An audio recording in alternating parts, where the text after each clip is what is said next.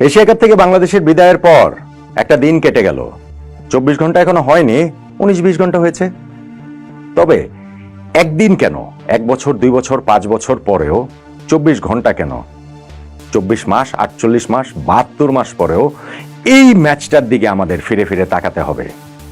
Bangladesh Asia কাপের ফাইনালে খেলার স্বপ্নটাকে যেভাবে বিসর্জন দিল, ওই স্বপ্নটাকে যেইভাবে নিজের হাতে গলা টিপে হত্যা করলো, ওই সম্ভাবনার জায়গাটাকে স্পর্শ ছোঁয়া দূরত্ব থেকে যেভাবে লাথি মেরে অনন্ত মহাকাশে পাঠিয়ে দিলাম আমরা, আমাদের দল, সেই দিকে আসলে আফসোস, দুঃখ, কষ্ট, হাহাকার, রাগ, ক্রোধ নিয়ে ফিরে ফিরে না যাওয়ার কোনো কারণ নেই। মাত্রই তো একটা দিন গেল, আমাদের অনুভূতিগুলো এখনো খুবই টাটকা, কিন্তু একই সঙ্গে অনেকটা ভোতাও হয়ে গিয়েছে আমাদের ক্রিকেট টিমের কাছ থেকে বারবার বারবার এই একই জিনিস দেখতে দেখতে। আমার বরং মনে হচ্ছে অন্য একটা কথা, এই ক্রিকেট দলটাকে আমরা কি দেইনি এবং এর বিনিময়ে আমরা কি পেলাম। আমরা বলতে আমি আমার কথা বলছি না, আমাদের মিডিয়ার সহকর্মীদের কথা বলছি না, আমি পুরো বাংলাদেশের কথা বলছি, আমি পুরো বাংলাদেশের মানুষের কথা বলছি। আমি এই দেশের এবং পুরো পৃথিবীতে ছড়িয়ে ছিটিয়ে থাকা যে 20-22 কোটি বাংলাদেশি বাঙালি রয়েছেন, যারা ক্রিকেটকে নিঃস্বার্থ ভালোবেসে গিয়েছেন, নিঃশর্তে ভালোবেসে গিয়েছেন, তার বিনিময়ে আমরা আসলে তাদের কাছ থেকে কি পাই। যখন বারবার বারবার আমাদের এরকম হতাশ হতে হয়, আমাদের টিম যখন আমাদেরকে হতাশ করে, সেইটা কি এক অর্থে প্রতারণার শামিল না? দেখেন, এই ক্রিকেট দলের পূর্বসূরি মুশফিকুর রহিম একবার দম্ভভরে প্রেস কনফারেন্সে বলে গিয়েছিলেন, সবারই উচিত নিজেদের আয়নায় মুখ দেখা। আমাদের ক্রিকেট টিম কি তারা তাদের নিজেদের আয়নায় মুখ দেখেন? আরো এক পূর্বসূরি, আরো এক কিংবদন্তি মাহমুদুল্লাহ রিয়াদ ওই রকমই অহংকার ভরা গলায় বলে গিয়েছিলেন, জানিয়ে গিয়েছিলেন যে দেশের হয়ে খেলার জন্য, বাংলাদেশের জার্সিতে খেলার জন্য কিভাবে পেইন কিলার খেয়ে তাদের মাঠে নামতে হয়। কিন্তু আমাদের যে পেইনটা হয় এই ক্রিকেট টিমের পারফরমেন্স দেখে, রেজাল্ট দেখে, সেইটা কি আমাদের দল কখনো কোনোভাবে অনুভব করতে পারেন? আলোচনা অনেক ভাবে করা যায়, অনেক বড় করে করা যায়, অনেক ছোট করে করা যায়, অনেক টেকনিক্যাল ইস্যুতে করা যায়। আমি এই আলোচনাটা কোনো জ্ঞানগর্ভ আলোচনার দিকে নিতে চাই না। আজকের এই ভিডিওটা, আজকের এই আলোচনাটা আমি একেবারে পুরোপুরি হচ্ছে কি বলা চলে যে অথেন্টিক থেকে, ট্রু থেকে, নিজের মনের কথাটা, যেটা আমি মনে করি যে আমাদের সবারই মনের কথাটা, এই জিনিসটাকে আসলে একটু বুঝতে চাই যে আমরা এই ক্রিকেট টিমের জন্য আমরা কি দিয়েছি, আসলে আমরা কি পেয়েছি। এটা সত্যি কথা, আমাদের ক্রিকেট টিমের যে ফ্যাসিলিটিস, সেই ফ্যাসিলিটিস ডেফিনেটলি আপনি যদি বলেন অস্ট্রেলিয়ার মতো ফ্যাসিলিটিস, ইংল্যান্ডের মতো, ইন্ডিয়ার মতো না।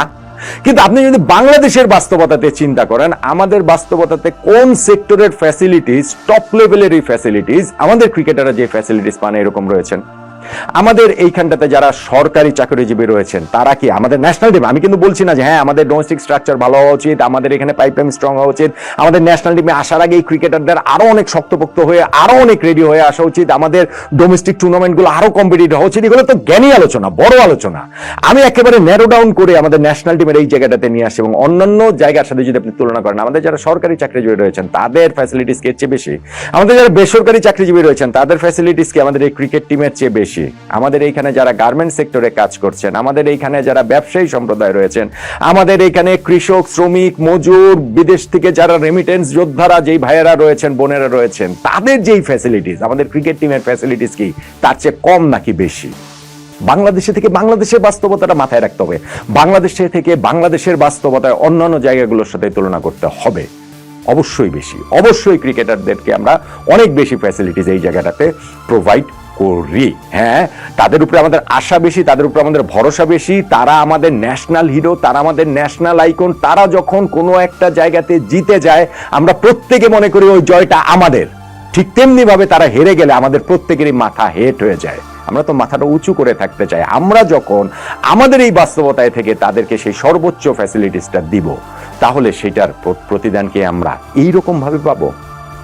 আপনি অন্যান্য জায়গার কথা বলেন যে হ্যাঁ ঠিক আছে, আপনি আমাদের শেরেবাংলা জাতীয় ক্রিকেট স্টেডিয়াম, আমাদের যে ন্যাশনাল ক্রিকেট একাডেমি, আমাদের যে জিম, আমাদের যে ইনডোর ফ্যাসিলিটিস, এইগুলো ওই যে বললাম টপ টিয়ার ক্রিকেট দেশগুলোর সাথে ওদের তুলনীয় নয়। কিন্তু আমাদের যে বাস্তবতা, আমাদের যে অন্যান্য সেক্টর, আমাদের যে ক্রীড়াঙ্গনের অন্যান্য সেক্টর এবং ওভারঅল যে আমাদের অন্যান্য সেক্টর, তার চেয়ে অনেক বেটার ফ্যাসিলিটিস তাদেরকে আমরা প্রোভাইড করি, অবশ্যই করি। আমাদের এই টিমটার কোচ হিসেবে ফিল সিমন্সকে আমরা নিয়ে এসেছি, আমাদের ক্রিকেট বোর্ড নিয়ে এসেছে, যেই ফিল সিমন্সের অধীনে ওয়েস্ট ইন্ডিজ টি-20 ওয়ার্ল্ড কাপ জিতেছে। টি-20 ওয়ার্ল্ড কাপ জয়ী কোচ আছেন আমাদের টিমের সঙ্গে। আমরা কি সর্বোচ্চটা প্রোভাইড করছি না? বাংলাদেশের বাস্তবতায় বেস্ট কোচ হিসেবে ধরা হয় মোহাম্মদ সালাউদ্দিনকে, ধরা হয় কিনা, এইদিকেই কি বেশিরভাগ ভোট পড়বে কিনা? তিনি একের পর এক ব্লান্ডার করে চলেছেন। এইবারে ন্যাশনাল টিমের এই যে বিপর্যয়ের পেছনেও তার নেপোটিজম অনেক কিছু দায় রয়েছে, কিন্তু বেস্ট না হলেও টপ 3-র মধ্যে তো সালাউদ্দিন ভাই থাকবেন। তাকে আমরা ন্যাশনাল টিমে প্রোভাইড করি নাই, করছি না। আমাদের এই ক্রিকেটারদের জন্য তারা মাসিক বেতন পান 10 লাখ টাকা শীর্ষ ক্যাটাগরি, তারপরে 8 লাখ, তারপরে 6 লাখ। দেখেন, ক্রিকেটারদের বেতন দেওয়ার, বেশি টাকা দেওয়ার বিরোধী আমি না। আমাদের ক্রিকেট বোর্ড যে এই যে কিছুদিন আগে জানালো যে প্রায় 1400 কোটি টাকা তারা রেখে যাচ্ছে, এই টাকাটা আসার সবচেয়ে বড় যে দুইটা স্টেক হোল্ডার, তার মধ্যে একটা হচ্ছে ক্রিকেটাররা, মাঠের ক্রিকেটটা তারা খেলেন, এবং আরেকটা সবচেয়ে বড় স্টেক হোল্ডার হচ্ছেন আমাদের দর্শকরা ভালোবাসেন, দর্শকরা ক্রিকেট খেলা দেখেন, দর্শকদের ক্রিকেটে আগ্রহ আছে, সেই সূত্রেই হচ্ছে গিয়ে এই মানি জেনারেটটা হয়। সো ক্রিকেটারদের বেতন 10 লাখ কেন, 20 লাখ হলেও আমার কোনো আপত্তি নাই, কিন্তু সেই জায়গার প্রতিদানটা কি আমরা পাচ্ছি কিনা? বাংলাদেশের কয়টা সেক্টরে যে টপ টিয়ারে যারা রয়েছেন তাদের বেতন এরকম 10 লাখ টাকা, 8 লাখ টাকা, 6 লাখ টাকা? বলেন না আমাকে, কয়টা সেক্টরে? কোন বেসরকারি সেক্টরে, কোন সরকারি সেক্টরে? এই যে আমাদের মিডিয়ার কথা বলছে, আমাদের মিডিয়াতে 10 লাখ টাকা বেতন ড্র করেন, মাসে মাসে 10 লাখ টাকা বেতন পান, বেতন, এরকম কেউ আছেন? সো তারা যখন আবার ম্যাচ ফিটাও পাচ্ছেন, টেস্ট ক্রিকেট খেলার জন্য একটা ম্যাচের জন্য 8 লাখ টাকা, ওয়ানডে ম্যাচের জন্য 6 লাখ টাকা, টি-20 ম্যাচের জন্য 2.5 লাখ টাকা, এই যে এশিয়া কাপে 6টা ম্যাচ বাংলাদেশ খেললো, প্রত্যেকটা ক্রিকেটারের অ্যাকাউন্টে 15 লাখ টাকা ঢুকে গেছে।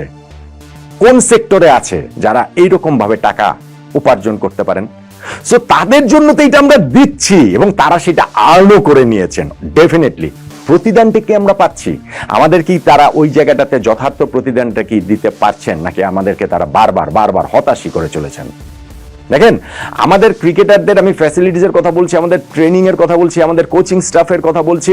আমাদের কোচিং স্টাফে এরকম 8 জন, 10 জন, 15 জন মানুষ রয়েছেন। বাংলাদেশের কোন সেক্টরটা, ভাই, আপনি চাকরি করেন, আপনি একটা ব্যবসা করেন, আমি আপনাকেই বলছি, আপনি আমাকে বলেন যে আপনি আপনার জায়গাতে হয়তো সবচেয়ে সফল, তুমুল সফল, আপনার চারপাশে কি আপনার সাফল্যটাকে আরো এনহান্স করার জন্য, আরো বাড়িয়ে দেওয়ার জন্য 10 জন, 15 জন বিদেশি এক্সপার্ট, দেশের সবচেয়ে সেরা এক্সপার্টরা কি আছে আপনার সাথে? নাই তো। আমাদের ক্রিকেট টিমের সঙ্গে আমরা দিয়েছি এটা, কিন্তু তারপরেও গিয়ে মাঠের ক্রিকেটে তারা আসলে পারে না কেন? হ্যাঁ, ওই যে তারা তৈরি হয়ে আসেনি, আমাদের কম্পিটিটিভ অ্যাটমসফিয়ার আমরা তৈরি করতে পারিনি, এগুলো সবই সত্যি কথা। কিন্তু আমাকে বলেন যে পাকিস্তানের সঙ্গে ম্যাচটাতে যখন আমরা ওই ক্যাচের পর ক্যাচ ফেলছিলাম, এই ক্যাচগুলো ধরার মতো ফ্যাসিলিটিস তো ওদেরকে আমরা দিয়েছি। শেখ মাহেদী যেই ক্যাচ ফেলেছেন, পারভেজ ইমন যেই ক্যাচ ফেলেছেন, এই ক্যাচগুলো ধরার মতো ফ্যাসিলিটিস তো আমরা ওদেরকে প্রোভাইড করেছি, ধরার মতো ইনসেন্টিভ তো আমরা ওদেরকে প্রোভাইড করেছি না? 135 রান তারা করার মতো ইনসেন্টিভ কিংবা ফ্যাসিলিটিস কি আমরা ওদের প্রোভাইড করিনি? আমাদের ক্রিকেটারদের মধ্যে যদি ওই মেন্টাল জায়গাটা না আসে যে না, আমাদের 145 করতে হলে যে আমাদের আসলে কি করতে হবে, এক্স্যাক্টলি কোন উপায়ে আমাদের আসলে ব্যাটিংটা করতে হবে, কোন অ্যাপ্রোচে ব্যাটিংটা করতে হবে, সেই ফ্যাসিলিটিস, সেই ইনসেন্টিভ, এগুলো কি আমরা ওদের প্রোভাইড করিনি? আমরা তো ওদের প্রোভাইড করেছি। এবং আমাদের কোচিং স্টাফের কথা সেটা বলতে হবে যে তারাও যেইভাবে হচ্ছে কি, যেই সব ডিসিশন মেকিং তাদের রয়েছে, যে একটা টিমের টপ অর্ডার, তারপরেই লোয়ার অর্ডার শুরু হয়ে গেছে, মিডল অর্ডার বলে কোনো কিছু নাই। একটা টিমের ম্যাচের পর ম্যাচ টিম সিলেকশন প্রশ্নবিদ্ধ। সো এই জায়গাগুলোতেও তাদের জন্য তো আমরা সর্বোচ্চটা করেছি না? ফিল সিমন্সের জন্য আমরা তো চন্ডিকা হাথুরু সিং এর চেয়ে বেশি বেতন দিচ্ছে রে ভাই, মাসে মাসে 30 লাখ টাকার বেশি দিচ্ছে তাকে। আমরা এই সালাউদ্দিন ভাইয়ের জন্য হচ্ছে গিয়ে মাসে মাসে 8 লাখ 9 লাখ টাকা করে দিচ্ছি। এখন এগুলো নিয়ে আমরা প্রশ্ন তুলতে পারবো না? আমরা যখন তাদের প্রত্যেককেই সর্বোচ্চ জায়গাটা দিচ্ছি, তখন তারা আমাদেরকে যখন হতাশ করেন, আমরা প্রশ্ন তুললে উল্টা আক্রমণের মুখে পড়ে যেতে হয়। মুশফিক যেটা বলে গিয়েছেন যে আয়নায় সবার মুখ দেখা উচিত, মাহমুদুল্লাহ রিয়াদ যেটা বলে গিয়েছেন যে তারা পেইন কিলার খান খেয়ে খেলেন, অতএব তারা হচ্ছে অনেক মহান, এই কথাই ন্যাশনাল টিমেরও সবার, প্রায় সবার। আমি সবার বলাটা হয়তো মানে বাড়াবাড়ি আবেগে বলে ফেললাম, কিন্তু এই ন্যাশনাল টিমের সিংহ বা ক্রিকেটারও মনে করেন যে তারা যে কোনো কিছু করতে পারবেন, এবং অন্যরা আসলে তাদেরকে টেনে নামানোর জন্য অন্যরা কাজ করছেন। আপনারা নিজেরা তো নিজেদের উপরে উঠাতে পারছেন না। এশিয়া কাপের ফাইনাল খেলা ইটসেলফ এমন বড় কোনো অ্যাচিভমেন্ট না, ইভেন বাংলাদেশের স্ট্যান্ডার্ডও না। আমরা এর আগেও 3বার এশিয়া কাপ ফাইনাল খেলেছি, কিন্তু ওই জায়গাটা তো যখন আমাদের উঠে যাওয়াটা ছিল কেবলই সময়ের ব্যাপার, কেবলই জাস্ট শুধু হচ্ছে কি একটু সেন্স অ্যাপ্লাই করার ব্যাপার, একটু কমন সেন্স, একটু ক্রিকেটীয় সেন্স অ্যাপ্লাই করার ব্যাপার, আমরা সেটাও করতে পারিনি। আমাদের ক্রিকেটাররাও সেটা করতে পারেনি। আমাদের ক্রিকেটের টিম ম্যানেজমেন্ট সেইটা ক্রিকেটারদের ইনস্টল করে দিতে পারেনি তাদের মধ্যে।